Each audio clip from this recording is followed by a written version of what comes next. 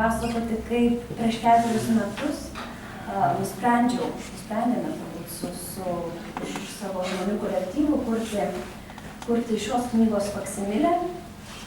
Ir turėčiau pirmiausia padėkoti žmonėms, kurie man padėjo ją kuriant. Pradedant nuo pasitikėjimo, tai kaip jau minėjau profesoriaus Domo Kauno, pačia idėja, jos koncepcija, reikalingumu Lietuvos kultūriniam identitetui ir baigiant jos materialaus daiktinio pavidalo realizavimu, tai čia yra tie keli žmonės, kurie man padėjo spausdinti ir rišti ir tiesiog paversti šį kūrinį knygą. Nesu tikra, ar visi čia esantis tikrai žino, kas yra faksimilė, ar yra susipažinę su šio žodžio kilme, ar šia leidybinė sritimi. Ir trumpai tarsiu, jog tai yra iš lotynų kalbos kilęs žodis reiškiantis daryti tą patį ar panašų. Tad faksimilė turėtų būti kiek įmanoma panašesnė į originalą. Be leksinių įmantrybių kalbant, tai yra tiesiog legali originalo kopija.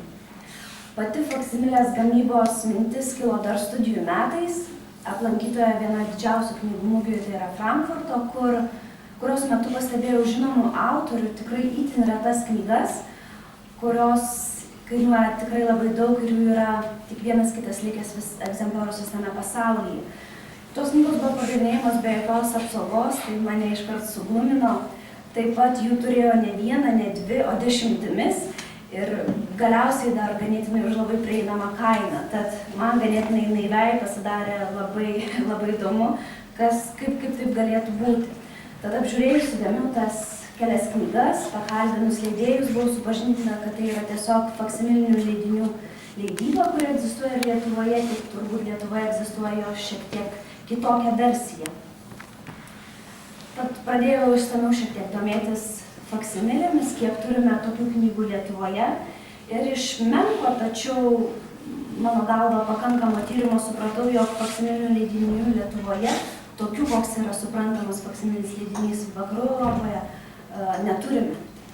Todėl šiek tiek padiskutavę su įmonės generaliniu direktoriumi nutarėme, kad Lietuvai tikrai būtų garbė turėti faksimilinį leidinį ir nusprendėme išleisti labai gražią Kristijono Donelaičio poemą Metai, būtent jos faksimilinį leidimą. Žinoma, pagrindinis idėjos generatorius, kaip ir sakiau, buvo profesorius Domas Kaunas, kuris priminė, jog visai ne už kalnų bus Kristijono Donelaičio 300 metų sukaktis ir kad šiai progai tikrai būtų labai gražu turėti šios poemos faksimilinį leidimą. Tad tokių kaip ir realių kliūčių nebeliko, viskas buvo nuspręsta. Bet kad ir kaip lengvai skambėtų mano dabar pasisakymas, leidybinis procesas tikrai lengvas nebuvo. Nes daugiau nei per 19 metų mūsų spaustuvėje nebuvo jokio panašaus projekto. Turiu galvoje ne tik iš idėjinės pusės, tačiau iš poligrafinės, iš gamybinės pusės. Tikrai nieko nesame panašaus turėję. Ir visų pirma, tokios knygos išleidimui reikia tikrai nemažai teorinių žinių apie faksimilinių leidinių leidybą, reikalavimus, susiformavusias tradicijas, nuostatas. Ir informacijos ne tik, kad nebuvo lietuvių kalba, bet apskritai tai yra reta sritis net ir užsienio valstybėse. Tad teko šiek tiek pavargti, kol susirinkome reikalingą informaciją. Lygiagrečiai su šiuo medžiagos rinkimu vyko kitas procesas, kuris taip pat buvo sudėtingas, tai yra knygos originalų skenavimo darbai, kurie užtruko ilgai, nes tikrai norėjome padaryti knygą išskirtinę, kad nebūtų gėda Lietuvai ir kad tikrai galėtume vadinti tai pirmąją Lietuvos faksimilę. Prie skenavimo taip pat ieškojau ir popieriaus gamintojo, kurio tikrai žavios damos esančios čia atstovaujančios popieriaus pasaulį tikrai galėtų pasakyti, kad nereikia labai ilgai ieškoti ar toli, nes popieriaus rūšių ar pasirinkimas yra tikrai milžiniškas. Tačiau ištyrus knygos originalą, tiksliau atidžiau pažvelgus į popierių su įmonės technologe, pastebėjome, kad tam tikrose puslapiuose yra vandenženklio fragmentas, tai yra būtent vandenženklis su karališkuoju Olandijos lelijos simboliu ir Olandijos užrašu. Tad tai ir sukėlė didžiausius keblinumus, turbūt pradedant leisti šią knygą, nes reikėjo rasti gamintoją, kuris pagamins kiek įmanoma panašesnį popierių. Tad popieriaus paieškos, taip tiksliai negalėčiau pasakyti, kiek jos truko, bet tikrai ne mėnesį, ne 2, apie 4 mėnesius, kol radau 2 įmonės, kurios galėtų pasiūlyti man panašų popierių. Tai buvo viena Rusijos įmonė, tikrai labai didelis, galima sakyti, koncernas savotiškas, kuris pasiūlė pagaminti panašų popierių, tik žinoma, už jam labai būdingą kainą. Ir tiesiog visas susumavus supratau, kad turbūt būtų pigiau įsigyti originalą, negu investuoti į tokio popieriaus gamybą.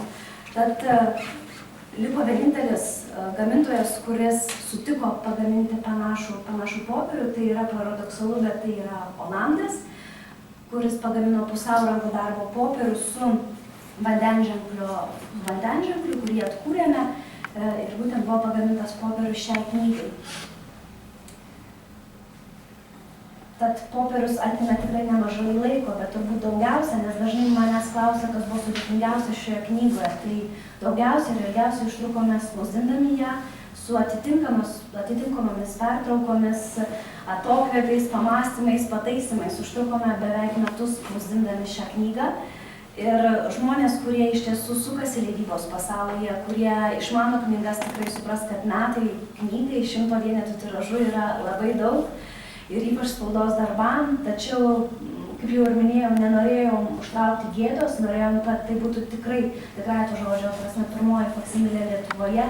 Ir tam tikrus puslapius spausdinom porą valandų, kartais 3 ar 4, nes tiesiog atrodydavo, kad rezultatas yra lyg ir labai artimas originalui, tačiau išnešus į dienos šviesą arba prie tam tikros specialios šviesos, spalvos ir atspalviai visiškai pradėdavo žaisti kitaip ir jau tada manęs nebetenkindavo ir tiesiog turėdavom ieškoti kito sprendimo. Aš nesu tikra, ar salėje yra spaudėjas Eduardas, bet tikrai esu jam labai dėkinga. Tad, jeigu labai trumpai apie spaudą, mes su spaudėjumi priėjome prie išvados, kad jeigu ir kas nors bandys atkartoti būtent Kristijono Donelaičio metus, tai yra išleisti kitą faksimilę, mes nutarėm, lai bando sėkmės jam, nes tikrai nepavyks nei iš pirmo, nei iš antro, nei iš 10 karto, nes nuoširdžiai pasakysiu, jeigu man reikėtų dar kartą pakartoti tokį patį projektą, man taip nebepavyktų.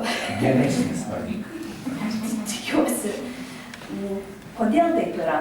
Nes dirbdama spaustuvėje žinome, kad remiamės ES numatytais standartais, tai yra ISO standartai, kur spausdinant paisome kiekvienos spalvos normų ir panašių rodiklių, o spausdinant šitą knygą mes nepaisėme nieko, išskyrus savo intuiciją ir tai, ką matėme prieš akis, tai yra knygos originalas. Tad dėl to aš sėkmingai siūlau, kas nori pabandyti.